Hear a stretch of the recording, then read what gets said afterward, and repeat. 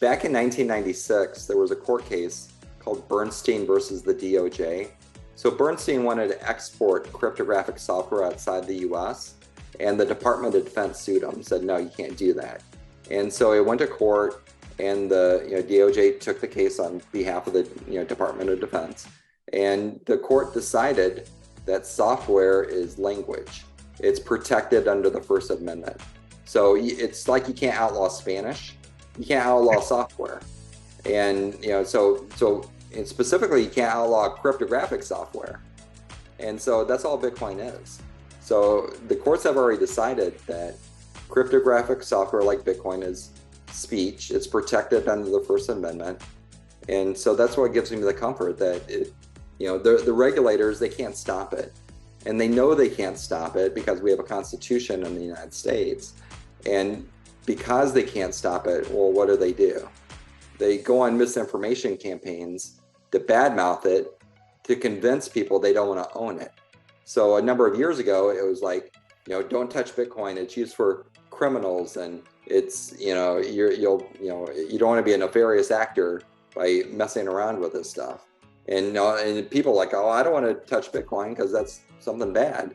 But it was misinformation. We all know that. Very small amount compared to dollars, is used for nefarious activity. And then a couple of years ago, it was, Bitcoin's not ESG friendly. It uses too much electricity, and you don't want to touch it. You'll be a friend to the environment, and that's not true either. I mean, you look at Bitcoin's electricity use; it's 0.00. Wait, there's 3 zeros. 0.0001 of the world's electricity. So even if you turn it off, it doesn't matter. It's not going to save the world by saving 0.0001 of the world's electricity. And when you look at where Bitcoin electricity comes from, 58% comes from renewable energy sources. It's the greenest energy industry in the world. There's no other industry in the world that has 58% renewables.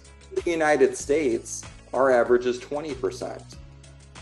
The average consumer in the US uses 20% of their electricity comes from renewables. Bitcoin's 3 times that.